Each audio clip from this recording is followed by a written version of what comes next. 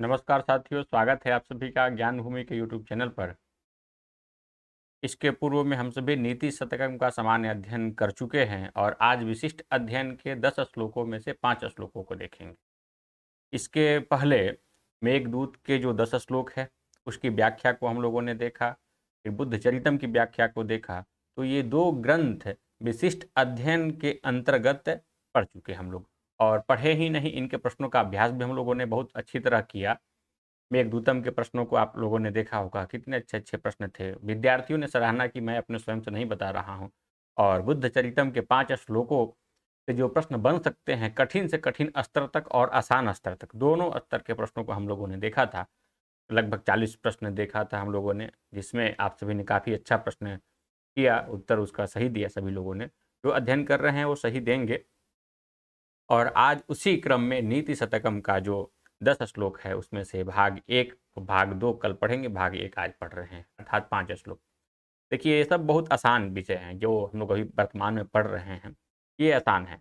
कठिनाई आपको उत्तरामचरितम के व्याख्या में होगी, कुछ कुछ हल्की सी, क्योंकि एक तो बड़ा है और श्लोक भी उसके कहीं कहीं गौड़ी रीति का अनुसरण करने के चलते कठिन भी हो गए हैं। रीति 3 प्रकार के है, उसमें से एक गौड़ी रीति भी है, इसमें कुछ अवबोध करने में कठिनाई महसूस होती है, मेहनत करना पड़ता है।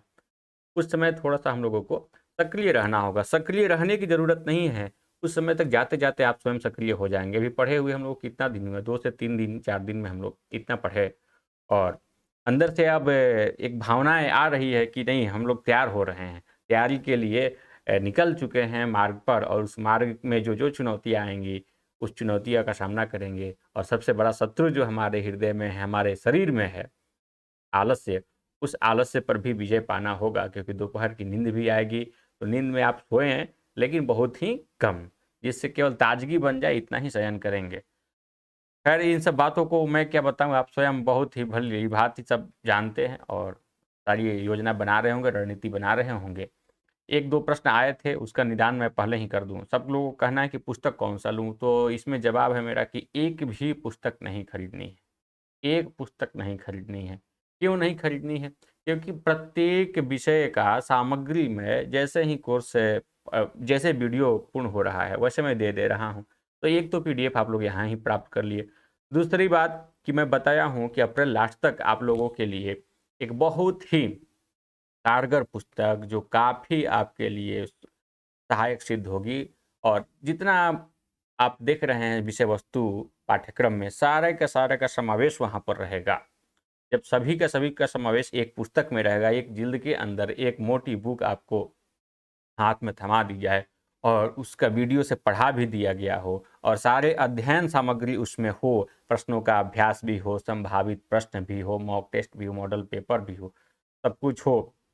जिन प्रश्नों की व्याख्या समझनी चाहिए, जिस स्तर से समझनी चाहिए, वो सारी व्याख्या भी वहाँ दी गई हो, तो मैं नहीं कहूँगा कि अब आप कोई पुस्तक लें। यदि आपके पास कोई पुस्तक है, तो आप उससे पढ़ लें, नहीं तो पुस्तक लेने की ज़रूरत नहीं है। 10 जगह जाएँगे, दिमाग में 10 प्रारूप तैयार करना पड़ेगा। अच्छा, उस पेज के इधर लिखा था, कोने में लिखा था, तो दाहिने लिखा था, बाएँ लिखे था। जब हम लोग ज़्यादा पढ़ते हैं, तो सब याद हो जाता है। जैसे मान लीजिए कोई पुस्तक है, मेरे पास ये सामने डायरी रखी हुई है। अब डायरी में मैंने खोला इसको, देखा कि अच्छा इधर लिखा हुआ है ये। अब 10 दिन बाद याद करूँगा कि उधर लिखा हुआ था। तो एक पुस्तक में पढ़ेंगे तो एक पुस्तक आसानी से याद कर लेंगे, 2-4 बार उसकी आवृत्ति कर लेंगे। 5 दिन में आदमी 5 बार आवृत्ति कर ले, इतनी मोटी पुस्तक को यदि पढ़ा हुआ हो तो। अंतिम-अंतिम तक जाते-जाते हम लोग सभी अध्यायों को अच्छी तरह पढ़ लेंगे। तो पुस्तक लेने की ज़रूरत नहीं है। वीडियो देखने में किसी को कोई समस्या आ रही है तो सूचित कर सकता है। अभी तक जो वीडियो प्लेलिस्ट में है वही पढ़ाए गए हैं, इसके अतिरिक्त नहीं पढ़ाए गए हैं, तो आप बहुत ज़्यादा वीडियो का अन्वेषण ना करें। एक चीज़ और, जो 50 लगभग वीडियो दिए गए हैं, उनका भी एक बार आप लोग अवलोकन कर लें, उनको देख लें, क्योंकि आवृत्ति हो जाएगी। एक बार आवृत्ति जो पढ़े हैं उनके लिए होगी, जो नहीं पढ़े हैं उनके लिए एक प्रारूप तैयार हो जाएगा कि इस तरह से मानसिकता बना करके हमको पढ़ना है। हालाँकि वो जब निःशुल्क कक्षाएँ चल रही थी तब का वीडियो है, उसको भी देख लेंगे तो आप विषय के लिए तैयार हो जाएँगे। आइए प्रारंभ करते हैं नीति शतकम का। यह पहला श्लोक है। दिक्कालाद्यनवच्छिन्नानंत चिन्मात्र मूर्तये स्वानुभूतेकमानाय नमः शांताय तेजसे। आप सभी जानते हैं कि कोई भी कवि ग्रंथ के प्रारंभ में मंगलाचरण करते हैं, ठीक? और मंगलाचरण में ये मंगलाचरण का प्रकार भी कोई ना कोई रखता होगा यह पद्य। मंगलाचरण का प्रकार आप इससे निर्धारित करेंगे। नमः शब्द आया है तो ये नमस्कारात्मक मंगलाचरण हुआ। और एक दिन मैं बताया भी था कि 3 प्रकार के मंगलाचरण में जहाँ पर आशीर्वाद की कामना की जाए, यह अर्थ उस पे आए कि भगवान इनकी रक्षा करें, हमारी रक्षा करें, श्रोताओं की रक्षा करें, कल्याण करें, भगवान की ये दृष्टि हम लोगों की रक्षा करे, इस प्रकार का वर्णन जहाँ पर आए वह आशीर्वादात्मक हो जाता है। कहीं न कहीं उसमें आशीष की कामना की गई है। और जब हम नमस्कार करें या नमः शब्द से करें या किसी और शब्द से करें, नत्वा शब्द से करें, तो भी नमस्कारात्मक मंगलाचरण के श्रेणी में आएगा ही आएगा। और तीसरा प्रकार जो है वस्तु निर्देशात्मक, कोई भी मंगलाचरण में नमस्कारात्मक और आशीर्वादात्मक शब्द न हो, सीधे सीधे विषय वस्तु का प्रतिपादन हो, विषय वस्तु का ही प्रारंभ होता हो ग्रंथ के प्रारंभ से, तो वह वस्तु निर्देशात्मक मंगलाचरण हो जाता है। लेकिन वह भी मंगलाचरण है, उसको भी हम लोग मंगलाचरण के श्रेणी में रखेंगे। पूछा जाए कि कैसा मंगलाचरण है, तब आप बताएंगे वस्तु निर्देशात्मक मंगलाचरण है। ठीक, अन्वय दिया है, आप अर्थ समझने के बाद अन्वय को भी लगाइएगा। और ये एक बहुत बड़ा यहाँ पर मुझे पद मिला, इसके लिए मैंने इसको पदच्छेद करके इस तरह से लिख दिया, आप इसको समझ जाएंगे। चलिए, पदच्छेद अन्वय आप स्वयं से पढ़ेंगे। श्लोक में देख लिया कि नमस्कार की बात की गई है। श्लोक का सारांश क्या है कि सभी जगह चतुर्थी विभक्ति का प्रयोग हुआ है। यहाँ पर देखिए, यहाँ पर देखिए, यहाँ पर देखिए और यहाँ पर देखिए, तो चतुर्थी विभक्ति का प्रयोग है, अर्थात किसी के लिए कुछ क्रिया की जा रही है। चतुर्थी का अर्थ यही होता है ना, के लिए, किसी के लिए कोई क्रिया की जा रही है। तो नमस्कार किया गया तो किसी के लिए किया गया होगा। अब वह कौन है जिसके लिए नमस्कार किया जा रहा है? तो ये नीचे की पंक्ति आप देखें, शब्दार्थ को देखेंगे तो समझ जाएंगे। दिक् शब्द है दिशावाचक, काल शब्द समय के लिए है, आदि शब्द से जो है कि दिशा, काल और अन्य जो परिमापक हैं, या कह सकते हैं कि जिससे हम किसी चीज की सीमा निर्धारित करते हैं, उस सीमा शब्द को, उस सीमा वाले शब्द को भी आप यहाँ से ग्रहण कर पाएंगे। तो दिशावाचक, कालवाचक और अन्य कोई शब्द जो हो, कोई अन्य शब्द जिसका अर्थ कुछ होता हो सीमा निर्धारण के विषय में, ऐसे शब्द आदि से अनवच्छिन्न, अवच्छिन्न और अनवच्छिन्न। अवच्छिन्न मतलब व्याप्त होता है, अनवच्छिन्न मतलब कि अव्याप्त होता है। और आसान में इसको समझा जाए तो जो किसी चीज से ढका न जाए, किसी चीज से नापा न जाए, जिससे किसी चीज जिसको किसी चीज से रोका न जाए, वह सभी बंधनों से मुक्त हो, सभी बंधनों से मुक्त हो, किसी प्रकार के सीमा में वह सीमित नहीं हो सकता है। ठीक है, सीमित नहीं होना ही क्या है, अनवच्छिन्न है। दिशा से, काल से और अन्य जो भी सीमित करने वाले सामग्रियां है या सीमित करने वाले परिमापक हैं, उनसे वह सीमित नहीं हो सकता, उनसे दूर है, उनसे वो कहीं हट कर के है, उनके सीमा से बाहर है, ऐसा। और जो अनंत है, जिसका अंत ही नहीं है, वह कब समाप्त होगा ऐसा कुछ नहीं कहा जा सकता। और चिन्मात्र मूर्ति, चित्त मात्र में उसका ध्यान किया जा सकता है, चित्त मात्र में उसका ध्यान किया जा सकता है। या चैतन्यता, वह है, उसी के शक्ति से सब कुछ चल रहा है, यह चैतन्य मात्र ही उसकी मूर्ति है। इस प्रकार के ब्रह्म को यहाँ पर नमस्कार किया गया है। ठीक, एक बार इसको और समझते हैं। जिस ब्रह्म को, जिस परम शक्ति को यह नहीं कहा जा सकता कि ये पूरब दिशा में रहता है कि पश्चिम दिशा में रहता है। यदि हम कहें कि पूरब दिशा में रहता है तो उससे क्या होगा कि वो पूरब का ब्रह्म है। ठीक है, कहे पश्चिम तो पश्चिम का ब्रह्म है।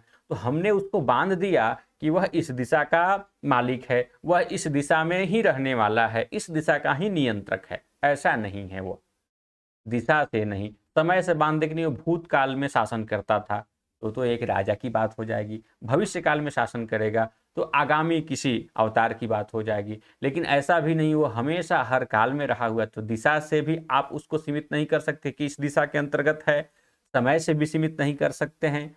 और जो अनंत है, यह नहीं कहा जा सकता कि किधर है, वह इधर 10 संख्या में, इधर 5 संख्या में, ऐसा भी नहीं हो। अनंत है, हर जगह उसकी शक्तियां ही फैली हुई है, और जिसका आप मात्र ध्यान करके सोच सकते हैं कि ऐसे कोई सामर्थ्यवान है, ऐसा कोई सामर्थ्यवान है।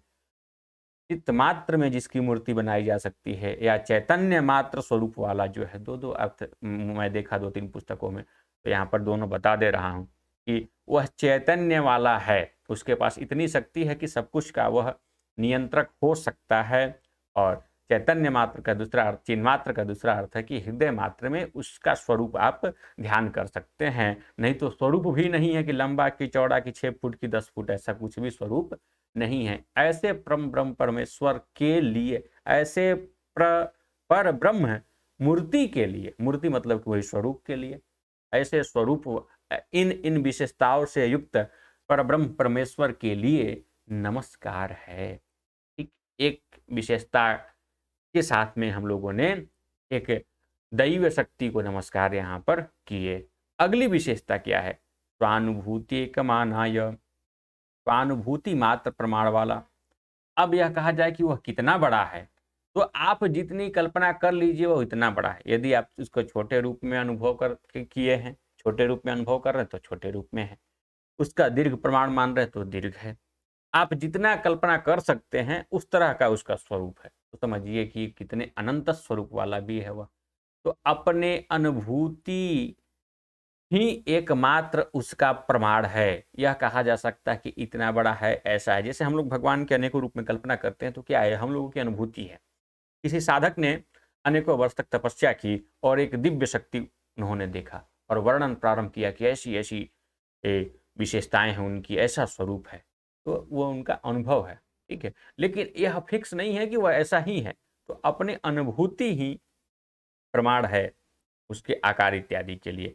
स्वानुभूति मात्र प्रमाण वाले और शांत स्वरूप है। शांत स्वरूप का तात्पर्य ये है कि सत्य गुण की प्रधानता है वहां पर, तो गुण की प्रधानता है, और सबकी रक्षा करने वाले हैं, उत्पात इत्यादि करने वाले नहीं है। देखिए, रजो जुसे जन्म निसत्व वृत्त, ये श्लोक कादंबरी का मंगलाचरण में बाण भट्ट जी प्रस्तुत करते हैं। तो उसमें ईश्वर को तो तीनों गुण के रूप में देखा जाता है, एक शिव के रूप में, विष्णु के रूप में, ब्रह्मा के रूप में। तो यहाँ पर उसी परम शक्ति का शांत स्वरूप का ध्यान किया गया है। ठीक है, रजो और तमो गुण के आश्रित जो स्वरूप है उस गुण का ध्यान नहीं किया गया है, शांत स्वरूप का ध्यान किया गया है। ऐसे शांत स्वरूप वाले तेज को, ठीक है, तेजस शब्द से चतुर्थी में तेज से, जैसे यश से बनता है वैसे ही तेज से है, तेज स्वरूप वाले परम पिता परम ब्रह्म के लिए नमस्कार है।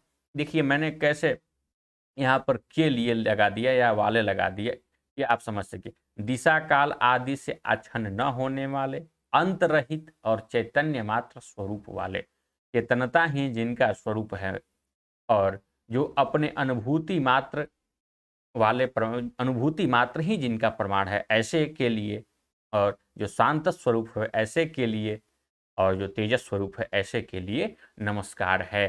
तो यहाँ पर तेजस स्वरूप जो मूर्ति है ईश्वर की, उसकी कितनी विशेषताएं दी गई है? 4 विशेषताएं दी गई है। चारों में चतुर्थी विभक्ति का प्रयोग करके नमस्कार किया गया है। नमः के योग में चतुर्थी विभक्ति का प्रयोग होता है। हालांकि ये व्याकरण पक्ष को स्किप करते चलिए, क्योंकि प्रश्न नहीं पूछेगा, और जिनका व्याकरण कमजोर है उनके लिए तो यह बहुत ही बढ़िया मौका है। आगे बढ़ा जाए। अब इसको तो समझ गए होंगे ना, शब्दों के अर्थ दिए गए हैं। देखिए अनुवाद भी लिख दिया हूँ, व्याख्या भी लिख दिया हूँ। इतना कुछ समावेश पहले नहीं करता था, लेकिन यहाँ पर मुझे लगा कि कर देना चाहिए। आप पुस्तक, एक तरफ तो वर्जित कर रहा हूँ कि पुस्तक आपको नहीं रखना है, और एक तरफ सामग्री भी नहीं प्रदान करूंगा, तो कहीं ना कहीं आपको दिक्कत महसूस होगा।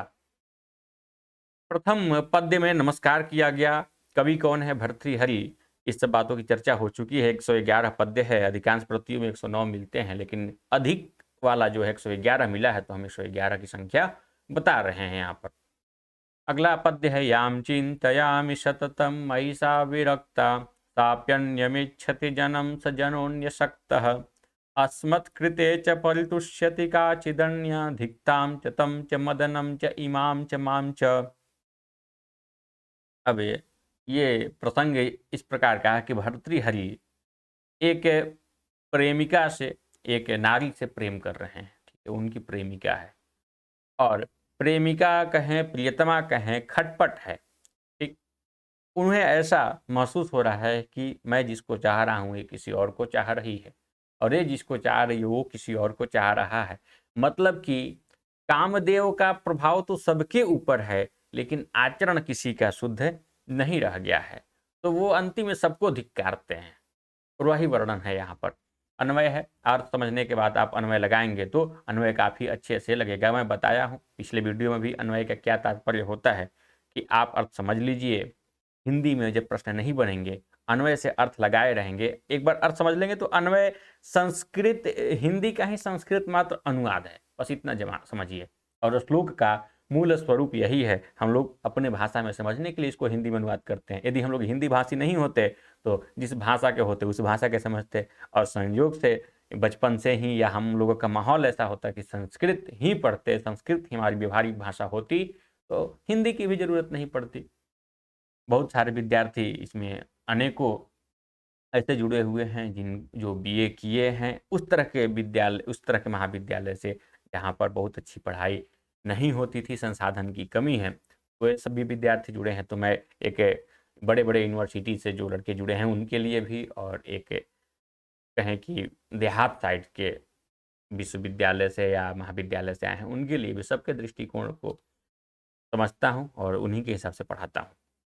अहम याम सततम चिंतयामि सा मयि विरक्ता, यही एक मैं जिसको हमेशा विचार करता हूँ, सोचता हूँ, चिंता करता हूँ, वह मुझसे विरक्त है और वह भी किसी अन्य को चाह रही है, और वह जन भी किसी अन्य को चाह रहा है, और हमारे लिए कोई और संतोष अनुभव करती है, हमारे लिए कोई और सोचती है कि ये शायद हमारे होते।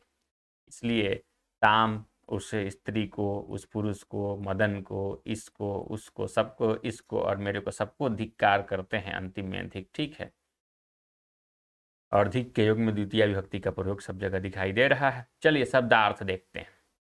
अहम, ये श्लोक के पदों में से कोई पद नहीं है, इसको अध्याहार किया गया है अर्थावबोध के लिए। याम मैं, अहम याम जिसको, सततम हमेशा, चिंतयामि चिंता करता हूँ, सोचता हूँ, निरंतर चिंतन करता रहता हूँ, सा वह, मई मुझ में मेरे प्रति, विरक्ता विरक्त है। विरक्त मतलब होता है लगा हुआ होना, अब विरक्त मतलब कि मुझसे वो लगाव को दूर कर ली है। जिसको हमेशा चिंतन करता हूँ वह मुझ में विरक्त है। वर्तते को भी यहाँ पर आपको अतिरिक्त जोड़ना होगा। ये तो लग गया कि मैं जिसको चिंतन कर रहा हूँ वह विरक्त है मुझसे, और वह जो विरक्त हो चुकी है मुझसे, सा अपि सापि अन्यम जन्म इच्छति, वह भी किसी अन्य लोगों को चाहती है। ठीक, पहला स्टेप अपने से विरक्ति हुई, मतलब इनके जो इनकी पत्नी या जो इनकी प्रेमिका है वह इनसे विरक्त है, और दूसरा स्टेप में क्या कर रही है कि वो किसी और को चाह रही है, और सहजन जिसको वह चाह रही है, अन्य सक्तः वह लोग भी किसी और को चाहता है, और वह पुरुष भी अन्य स्त्री के प्रति आसक्त है। ठीक, अस्मत् कृते च काचित अन्या परितुष्यति, और इनसे इनकी प्रेमिका जो विरक्त हुई है, जो दूरी बनाई हुई है, वह दूरी बनाकर किसी और को चाह रही है, और इनके लिए और मेरे लिए तात्पर्य भर्तृहरि के लिए, मेरे लिए नहीं, कोई अन्य स्त्री व्याकुल है। अस्मत् कृते च काचित अन्या परितुष्यति। ठीक है, उसको इसी बात में संतोष है, इसी बात में संतुष्टि है कि ये हमारे हो जाए, मतलब कि हमको पाने के लिए वो व्याकुल है। इस स्थिति में क्या होगा, ताम तम मदनम इमाम माम। अब देखिए, धिक्कार करने का संबंध इतने के साथ बनाना है, ताम के साथ, तम के साथ, मदन के साथ, इमाम के साथ और माम के साथ। ताम देखिए कौन है, ताम ये स्त्रीलिंग के लिए है और तम पुल्लिंग के लिए। ठीक है, तो उस स्त्री को जो इनसे विरक्त हुई और वह जिसको चाहिए उसको भी धिक्कार है, और ये सब जो काम करवा रहे हैं मदन अर्थात कामदेव, उनको भी धिक्कार है, और जो हमारे लिए हम जो संतोष अनुभव कर रही, व्याकुल हो रही है, उसको भी धिक्कार है, और मेरे को भी धिक्कार है कि हम ऐसे किसी को क्यों चाह रहे थे जो किसी और को चाह रही थी। तो ये पांच पांच को धिक्कारते हैं, और ये श्लोक के आप विस्तृत अध्ययन करेंगे, व्याख्या जो दी रहती है, अन्य टिप्पणी दिया रहता है, तो उसमें बताया जाता है कि भर्तृहरि के जीवन में ऐसी वास्तविक घटना घटी थी जिसके चलते वो वैराग्य ग्रहण कर लिए थे, और वैराग्य ग्रहण करके वैराग्य शतकम लिख दिए। फिर श्रृंगार शतकम, नीति शतकम इत्यादि रचना उनकी तो है ही। अब एक बार फिर से देख लें कि ऊपर वाले वाक्य में क्या कहा गया। देखिए, शब्दार्थों को मैं बहुत ज़्यादा नहीं बढ़ाया, नहीं तो याम को अलग करता, सततम को अलग करता, चिंतयामी को अलग करता, इस तरह से सबको अलग करता। कड़ी जोड़ने में फिर कठिनाई होती है, हम लोग वाक्य को बना नहीं पाते हैं। अब यहाँ पर आप आसानी समझ जाएंगे। अहम याम सततम चिंतयामी, मैं जिसको निरंतर चिंतन करता हूँ वह नारी मई मेरे में विरक्त है, मुझसे वह अलगाव बना के रखी हुई है, और वह जो मुझसे अलग हो चुकी है वह अन्य जन को चाह रही है, और वह जन भी जिसको यह चाह रही है अन्य शक्तो किसी अन्य पर आसक्त है, और हमारे लिए काचित अन्या परितुष्यति, हमारे लिए कोई अन्य व्याकुल हो रही है। इस स्थिति में जो हमारी स्त्री थी, जो हमारी प्रियतमा थी उसको, और वह जिसको चाहती थी उसको, जो मदन है कामदेव उसको, और जो हमको अभी अभी चाह रही है इसको और मुझको, सबको धिक्कार है। यही है प्रसंग। अनुवाद पढ़िएगा, प्रसंग पढ़ेंगे तो कुछ, देखिए प्रसंग में यहाँ पर लिख भी दिया हूँ सब कुछ, ताकि आप समझ जाए अच्छे से। चलिए आगे बढ़ते, ये बहुत कुछ लिखा हुआ है ताकि आपको कहीं दिक्कत ना हो। हाँ, ये एक चीज़ जो है कि मैं नहीं बता रहा हूँ, चलिए पहले पंक्ति, पहले श्लोक से ही बता दूँ, नहीं तो छूट जाएगा फिर। ये पहला श्लोक जो था, आपको छंद ध्यान रखना होगा, ठीक है। तो अनुष्टुप छंद है। दिक्काला दिनवच्छिन्न अनंत चिन्ह मात्र मूर्त स्वानुभूति कमानाय नमः शांताय तेजसे। इसमें आप प्रत्येक इतना तो परिचित होंगे कि एक पद्य में 4 पाद होता है, जिसको प्रथम चरण, द्वितीय चरण, तृतीय चरण, चतुर्थ चरण बोला जाता है।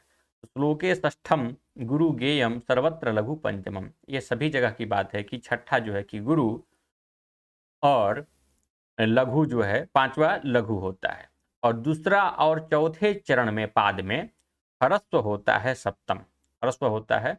द्वि चतुष्पादयो हो ह्रस्वम सप्तमम, और दीर्घम अन्ययो हो, मतलब दूसरा और चौथा को छोड़ करके के अन्य जगह वो दीर्घ हो जाता है। और ये स्वभावोक्ति अलंकार भी यहाँ पर बताया गया है, और आप ध्यान भी रखें क्यों स्वभावोक्ति अलंकार है। इसलिए स्वभावोक्ति अलंकार है कि ईश्वर का स्वरूप ऐसा ही है, तो ईश्वर के स्वरूप जो वास्तव में है उसी का वर्णन किया जाए तो किसी प्रकार की अतिशयोक्ति भी नहीं है। यह भी नहीं कहा जा सकती है अरे ईश्वर ऐसे हैं, दिक् काला दिय नवच्छिन्न अनंत चिन्मात्र मूर्ति, जो दिशा से भी नहीं बधा सकते हैं, काल से भी नहीं बधा सकते। जी हाँ, परम शक्ति सामर्थ्यवान ईश्वर ऐसा ही है। राजा के वर्णन में यदि यह बात बोल दिया जाता कि दिक काला दिय नवच्छिन्न अनंत चिन्ह मात्र मूर्त किसी राजा के लिए, तब तो अतिशयोक्ति अलंकार हो जाता। लेकिन यहाँ स्वभावोक्ति अलंकार है कि यथार्थ कथन है, जहां पर यथार्थ कथन हो स्वभावोक्ति अलंकार ही होता है। और दूसरे श्लोक में छंद जो है कि यहाँ पर ये होगा, शार्दुल विक्रीडित नहीं है, शिखरणी होगा, वसंत तिलका है, ठीक है। सही रुद्रक्षिण आयमन सबलागा शिखरणी, वसंत तिलका। उक्ता वसंत तिलका तभजा जगौगा, उक्ता मतलब कि कहा गया है वसंत तिलका नामक छंद। तगड़ भगड़ जगड़ जगड़ गुरु गुरु, ठीक है। तभजा तभजा जगौगा, यहाँ तभजा जगौगा। तगड़ का स्वरूप लास्ट में लघु होता है, भगड़ शुरू में गुरु होता है, जगड़ बीच में गुरु होता है, जगड़ बीच में गुरु होगा, गुरु इस तरह से लिखा जाता है, लघु इस तरह से लिखा जाता है, ठीक। तो प्रत्येक पाद में आप श्लोक उसमें भी देख लेंगे छंद को भी।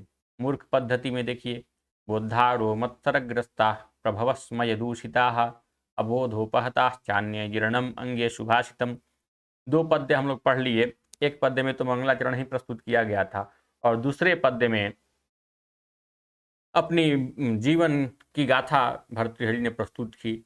वास्तविकता ना आप जानते ना हम जानते हैं, जो ग्रंथों में लिखा है उसी को हम लोग पढ़ रहे हैं। अगले पंक्ति जो है यहाँ से नीति की बात प्रारंभ होती है। नीति की बात में सबसे पहले मूर्खों के बारे में वर्णन किया जाता है, चतुरों के बारे में नहीं, विद्वानों के बारे में नहीं, सबसे पहले मूर्खों के बारे में वर्णन प्रारंभ किया जाता है। और कहा जाता है बुद्धारो मत्सरग्रस्ता, बुद्धारो मत्सरग्रस्ता प्रभवस्मय दूषिता अबोधोपहताश्चान्य जीर्णम अंगे सुभाषितम। ये मूर्ख से संबंधित अवश्य है, लेकिन इसमें भी इन्होंने अपनी ही गाथा लगभग लगभग प्रस्तुत की है। वर्तमान समय अर्थात राजा भर्तृहरि की तत्कालीन स्थिति जो है वो बता रहे हैं कि बुद्धारः, जो समझ वाले हैं, जिनके पास बुद्धि है, जो किसी चीज को समझ सकते हैं, वो मत्सरग्रस्त हो चुके हैं। मत्सरग्रस्त का तात्पर्य है कि ईर्ष्या से युक्त हो चुके हैं। वो एक दूसरे से बहुत ज़्यादा जलन कर रहे हैं। वो धारो मत्सरग्रस्ता प्रभवः, जो सामर्थ्यवान है, ठीक है? जो सामर्थ्यवान है, जो ऐश्वर्य संपन्न है, वह स्मय दूषित, वह अहंकार, स्मय शब्द अहंकार के लिए प्रयोग किया जाता है। बहुत ज़्यादा घमंड से वो दूषित हैं, घमंड उनको व्याप्त कर लिया है। अबोध उपहता अन्य च अन्य, और अन्य जो एक तरफ बुद्धिहारा हो गए, जो समझ बुझ वाले हैं, एक तरफ ऐश्वर्य संपन्न धन समृद्धि वाले हो गए, और एक तरफ हो गए जो बचे, तो उनके लिए क्या कहा जाएगा? अन्य। अन्य च अन्य लिखा है ना, अन्य च अबोधोपहता, अबोधोपहता, अबोध अर्थात उनके पास में बोध ही नहीं है, अज्ञानी है, अज्ञान से वो उपहत है, मारे गए हैं, ज्ञानहीन है।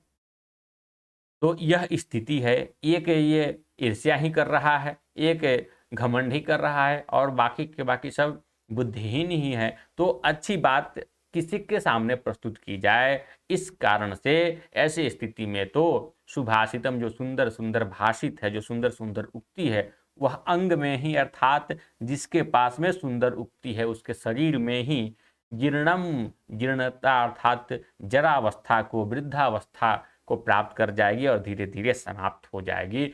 अच्छी जो सुक्तियां हैं, अच्छे अच्छे जो श्लोक हैं, वह लोगों के बीच में नहीं फैल पाएगा, क्योंकि सामने समझने वाला कोई नहीं है, और जो समझने वाला है वो सुनने वाला नहीं है। यही प्रसंग है यहाँ पर। मूर्ख पद्धति का प्रारंभ यहाँ से भले लिखा हुआ है, लेकिन ये वर्तमान समाज की स्थिति भी प्रस्तुत करता है। उद्धार मत्सरग्रस्ता सन्ति, उद्धार अर्थात जो विद्वान है, मत्सर शब्द ईर्ष्या जलन इससे संबंधित है, ग्रस्त है, युक्त है, ठीक।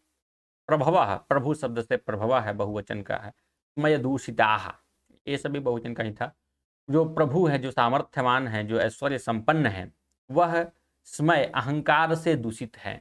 और अन्य जो लोग हैं वो कैसे हैं? अबोधोपहता, अन्य लोग अबोध अर्थात उनके पास बोध नहीं है, अज्ञान से वो युक्त हैं, अज्ञान के मारे हुए हैं। होते ना कि बुद्धि के मारा हुआ है, समय का मारा हुआ है, तो अज्ञान के मारे हुए हैं। उपहत शब्द का अर्थ यही होता है। और इसलिए इस कारण से सुभाषितम, सुक्त सुंदर सुंदर जो बात हैं वो अंग में ही, शरीर में ही, जिसके अंग में है, जिसके मेधा में है, उसी के पास में नष्टता को प्राप्त कर जाएगी। अब इसका भी आप अर्थ समझ गए होंगे। बुद्धारः मत्सरग्रस्ता, प्रभवस्मय दूषिता, अबोधोपहताश्चान्य, अन्य च अबोधोपहता। अंगे सुभाषितम अंगे जीर्णम, सुभाषित अंग में ही वृद्धावस्था को प्राप्त हो रही है। अब इसमें भी अनुष्टुप छंद है, वही लक्षण श्लोक षष्टम गुरु गेयम सर्वत्र लघु पंचमम द्विचतुष्पादयोर हर्स्वम, ये सप्तमम होगा, ठीक है। सप्तमम दीर्घम अन्ययोः। बहुत सारी प्रतियां ऐसी हैं कि जिसमें यह श्लोक नहीं है, तो आप इसको ध्यान रखेंगे, इसलिए मैं सोचा हूँ कि 10 नहीं, हम लोग 11 तक पढ़ लेंगे। यदि इस श्लोक को छोड़ा जाए तो एक श्लोक और बढ़ जाएगा ना, 1 से 10 श्लोक बताने के लिए। अज्ञः सुखम आराध्य सुखतरम आराध्यते विशेषज्ञः, ज्ञानलव दुर्विदग्धम ब्रह्मापि च तम नरम न रंजयति, ब्रह्मापि च तम नरम न रंजयति। मूर्ख के लिए यह प्रारंभ एकदम सही होता है। यहाँ पर मूर्खों का प्रारंभ है।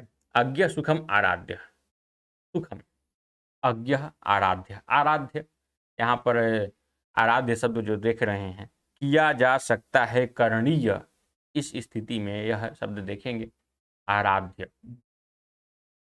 जो अज्ञ है अर्थात जो ज्ञानी नहीं है, जिनके पास ज्ञान नाम का कोई चीज नहीं है, भोले भाले हैं, उनको तो बहुत ही आसानी से किसी चीज के लिए मनाया जा सकता है। कोई चीज यदि कह दिया जाए तो आसानी से मान सकते हैं, समझ सकते हैं। तो यही लिखा कि अज्ञ सुखम आराध्य, ठीक। विशेषज्ञ सुखतरम आराध्यता, आराध्यते, जो विशेषज्ञ है, जो हर एक बात को जान रहा है, समझ रहा है, उसको तो और आसानी से मनाया जा सकता है, और आसानी से उसको कुछ समझाया जा सकता है। जैसे मैं बोलूं कि अच प्रत्याहार में सभी स्वर आते हैं, तो जो व्यक्ति नहीं पढ़ा लिखा है, एकदम भोला भाला है, वो समझ जाएगा कि हाँ, अच प्रत्याहार एक प्रत्याहार है जिसमें सभी के सभी स्वर आते हैं। और जो जो समझा हुआ है, जो सब कुछ जानता है, वो बोलेगा कि हाँ यार, आता तो है अच प्रत्याहार में सभी स्वर, उसको और आसानी से, ठीक है। जो एकदम नहीं पढ़ा था, वो कहने पर अच्छा अच प्रत्याहार में सभी स्वर आते हैं, इस स्थिति में मानेगा, और जो जाना हुआ तुरंत मान जाएगा। लेकिन जो घमंड से ग्रसित है, या कहा जाए कि जो आधा जानता है, जो आधा जानता है, वो कहेगा कि नहीं, ऐसी स्थिति नहीं है, कैसे होगा बताओ, क्या तर्क है, नहीं होगा, तुम्हारा तर्क कथन गलत है, वो तर्क वितर्क करने लगेगा। तो तीसरी स्थिति उसी की है, और उसी के बारे में बताया गया, ज्ञान लव दुर्विदग्धम ब्रह्मापि च तम नरम न रंजयति। च तो इसके लिए आ जाएगा आगे, और जो ज्ञान के लव से दुर्विदग्ध है, ज्ञान का बस आँच उनके अंदर थोड़ा सा लगा हुआ है, बहुत ज्ञानी नहीं है, पढ़े लिखे नहीं, हल्का सा अधजल वाली बात है ना, अधजल गगरी छलकत जाए, तो जो ज्ञान का बस लेस मात्र जिनके अंदर हुआ है, और उससे वह दुर्विदग्ध हैं, या कहा जाए कि ज्ञान थोड़ा सा लेकर के अपने विदग्धता को, अपने ज्ञानता को बहुत ज़्यादा वो मानते हैं कि मेरे पास इस प्रकार का ज्ञान है। या कहा जाए कि जो दूषित है, थोड़ा सा ज्ञान लेना, किसी भी चीज़ का अधूरा ज्ञान लेना, ये दूषित ही होना है।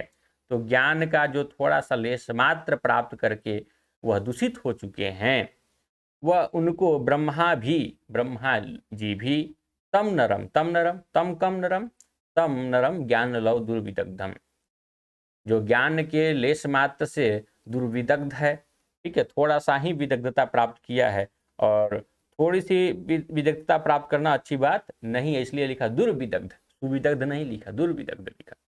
तम नरम, उस नर को न रंजयति, वह रंजित नहीं कर सकते हैं, अर्थात उनको मना नहीं सकते, प्रसन्न नहीं कर सकते, उनको हंसा नहीं सकते, उनको समझा नहीं सकते। कौन, इसका कर्ता कौन है? तो ब्रह्मा जी भी उसको नहीं समझा सकते हैं। आइए, ये तो सारांश हो गया। अज्ञ, अज्ञानी को सुखम, सरलता से आराध्य, समझाया जा सकता है, कोई चीज़ बताया जा सकता है। विशेषज्ञ, जो विशेषज्ञ हैं उनको सुखपूर्वक, उससे भी सुखपूर्वक, जो मूर्खों को समझाने में जितनी समस्या आई थी उससे कहीं बहुत आसानी से समझाया जा सकता है, आराध्यते समझाया जा सकता है किसको? विशेषज्ञ को। किंतु ज्ञान लव दुर्विदग्धम, ज्ञान का लेस मात्र प्राप्त कर स्वयं को जो विद्वान मानते हैं, ऐसे व्यक्ति को तो तम नरम, ऐसे पुरुष को तो ब्रह्मापि, ठीक है, संधि हो जाएगा, या अलग अलग भी लिखें तो ब्रह्मापि न रंजयति, नहीं प्रसन्न कर सकते, नहीं समझा सकते, नहीं कुछ उनके बारे में विशिष्ट प्रयास कर सकते हैं, क्योंकि वो समझने वाले ही नहीं है। तो ये मूर्ख की सबसे पहली विशेषता बताई गई, या सबसे पहला पद मूर्ख पद्धति कैसे कहा जा सकता है। पद्धति नहीं पूछता है, पद्धति की संख्या पूछ देगा। और अज्ञ सुखम आराध्य सुतरम आराध्यते विशेषज्ञ ज्ञान लव दुर्विदग्धम ब्रह्मापि तम नरम न रंजयति, यह पद दे दिया जाए और आपसे पूछा जाए कि यह किस पद्धति का है, तो ऐसे ही मूर्ख पद्धति आप कर देंगे, विद्वान पद्धति का तो है नहीं। हाँ, फिर एक और मूर्ख पद्धति के लिए पद्य है। प्रसह्य मणिम उद्धरेन मकर वक्त दृष्टान्तरात् समुद्रमपि संतरेत् प्रचल दुर्मी मालाकुलम भुजंगमपि कोपितम शिरसि पुष्पवद्धारयेत् न तो प्रतिनिविष्ट मूर्ख जन चित्तम आराधयेत्। देखिए यहाँ धारयेन न जो है त के साथ मिल करके त को भी न कर दिया था, पर मैं अनुनासिक होने के चलते मैं अलग अलग कर दिया हूँ। प्रसह्य तीन बात लिखी गई है, 1 2 3, और उसके बाद में एक इन लोगों का उनसे आगे चौथी बात लिखी गई है, जो कहा जाए कि सब कुछ किया जा सकता है, तीनों उपयुक्त तीनों कार्य किए जा सकते हैं, लेकिन चौथा कार्य नहीं किया जा सकता है। जैसे होता नहीं कि ये भी कर सकते, वो भी कर सकते, वो भी कर सकते, लेकिन ये वाला नहीं कर सकते हो, तो ऐसी स्थिति यहाँ पर है। मूर्ख के बारे में ही है कि प्रतिनिविष्ट मूर्ख जन्म चित्तम आराधयेत न आराधयेत, प्रतिनिविष्ट मूर्ख जन चित्तम, प्रतिनिविष्ट मूर्ख जन चित्तम, इतना है, न आराधयेत। चलिए देखा जाए। प्रसह्य, प्रसह्य का अर्थ होता है बहुत ही ज़्यादा बल लगा करके, बहुत ज़्यादा मेहनत करके। मणिम उद्धरेन, उद्धरेत, म के चलते वहाँ पर ना है, उद्धरेत, मणिम उद्धरेत मकर वक्त्र दृष्टान्तरात। मकर मतलब मगरमच्छ, वक्त्र मतलब उसका मुंह, वक्र वक्त्र, ठीक है, मकर वक्त्र दृष्टान्तरात, मकर के मुख के जो दांत हैं, उस दांत के अंदर जो मणि है उसको उद्धरेत, उसको निकाला जा सकता है, निकाल लेंगे आप, निकाल लें, ठीक है।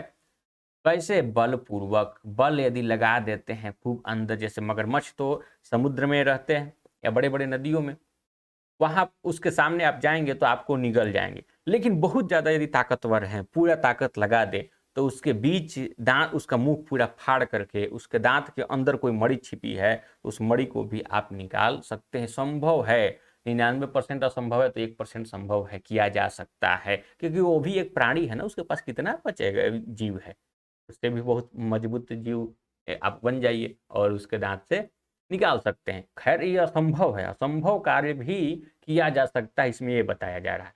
मगरमच्छ के मुंह से दांत के अंदर से मणि निकालना संभव कार्य नहीं है, फिर भी शायद आप कर सकते, 0.1% संभावना व्यक्त कर दी गई। और समुद्रमपि संतरेत प्रचलत उर्मी मालाकुलम, संतरेत क्रिया यहाँ पर है, यहाँ पर था ना कि उद्धरेत, यहाँ पर संतरेत।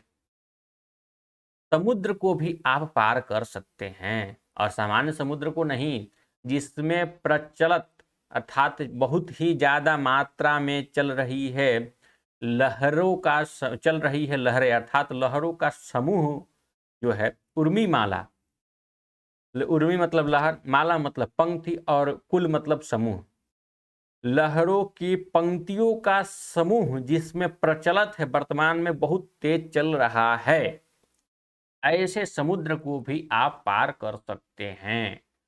संभव नहीं है, फिर भी कर सकते हैं। कवि का कहना है कि आप, हो सकता है कि बहुत ही ज्यादा लहरों से व्याप्त समुद्र को भी पार कर सकते हैं। मगरमच्छ के मुंह के दांत से भी आप मणि निकाल सकते हैं, संभव है कि किया जा सकता है, बहुत ही कम संभव, फिर भी शायद किया जा सकता है। भुजंगमपि कोपितम शिरसि पुष्पवत धारेत, गुस्साया हुआ सांप को भी हो सकता है कि आप अपने सिर पर पुष्प के भांति धारण कर लें, गुस्साए हुए सांप को भी हो सकता है कि अपने सिर पर धारण कर लें।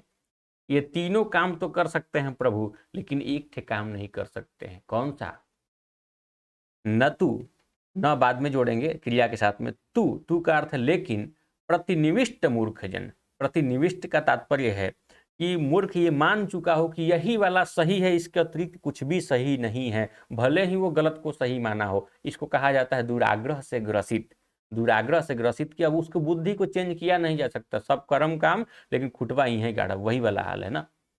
प्रतिनिविष्ट, सब कुछ किया जा सकता है, लेकिन मूर्ख को नहीं मनाया जा सकता है। और किस प्रकार के मूर्ख को? जो दुराग्रह से ग्रसित हो, इस प्रकार के मूर्ख लोग के चित्त को न आराधित, नहीं आराधित किया जा सकता। आराधित का तात्पर्य है कि मनाया नहीं जा सकता, ऐसा नहीं कि पूजा करना, यहाँ पर उसके चित्त को मनाना, उसके चित्त में कुछ बदलाव लाना, इस अर्थ में आराधित लिखा हुआ है। तो ये श्लोक का सारांश तो हम लोग देख लिए, एक बार शब्दार्थ से देख लें। मकर वक्त दृष्टांतरात प्रसह्य मणिम उद्धरेत, कोई व्यक्ति, यहाँ जनः लिखा है क्योंकि कोई ना कोई व्यक्ति यह कार्य कर सकता है, जितनी भी क्रिया है उसके लिए कोई ना कोई करता चाहिए। तो कोई व्यक्ति, संभव है कि यहाँ की रहेगा कि मकर के मुंह में जो दाढ़ है, नोक होता है उन लोगों के मुंह में, उससे बलपूर्वक वो मणि को निकाल सकता है। और अत्यंत चंचल लहरों की पंक्तियों का जो समूह है, उस समूह वाले समुद्र को भी वो पार कर सके, पार कर ले, हो सकता है कि पार कर ले। हो सकता है कि क्रुद्ध कोपितम भुजंगम, क्रुद्ध भयंकर सांप, भुजंग उसी को बोला जाता है जो भयंकर रहता है, ठीक है, भयंकर सांप को भी वह सिर पर पुष्प के समान धारण कर ले, पुष्प के समान धारण कर ले।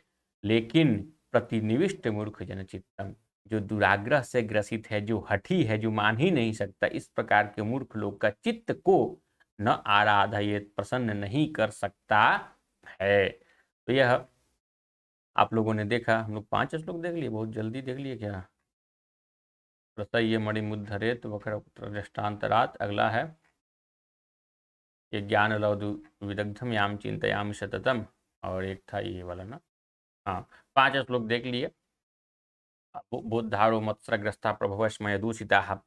इसके बाद यही कहना है कि आप इन श्लोकों का अध्ययन स्वयं से काफ़ी अच्छी तरह कीजिएगा, प्रश्न का लेवल मैं कठिन रख रहा हूं, ताकि कठिनाई को आप झेलेंगे तो आसान वाले कार्य को आसानी से करेंगे, और आसान वाले ही प्रश्न आएंगे। फिर भी आप कठिन के लिए तैयार रहिए। कल चर्चा हुई भी थी लाइव कक्षा में, कुछ लोग कह रहे थे प्रश्न बहुत कठिन है, लेकिन उन्होंने ही फिर बताया कि नहीं, प्रश्नों को हल करके आत्मविश्वास बढ़ रहा है।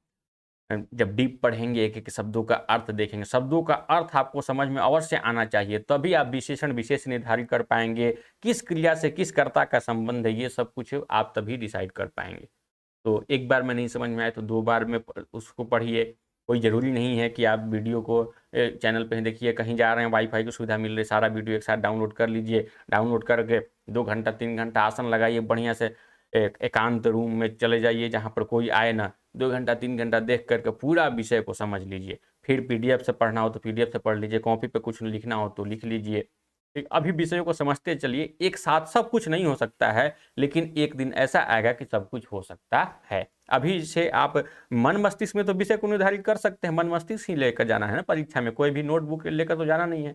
विषय को आप समझे रहिए मन मस्तिष्क में, और जैसे ही बुक आपको दिया जाएगा, नोट्स दिया जाएगा, तो वैसे ही उसको और थोड़ा आवृत्ति कर लीजिएगा। ऐसे भी आपका परीक्षा कितना भी जल्दी हो जाए तो 15 जून 20 जून के पहले तो होना नहीं है, और आपको तो पुस्तक अप्रैल लास्ट में ही प्रदान कर दी जाएगी। तब तक आप लोग काफ़ी अच्छी तरह तैयार हो जाएंगे। ठीक है, मिलते हैं फिर लाइव सेशन में ना।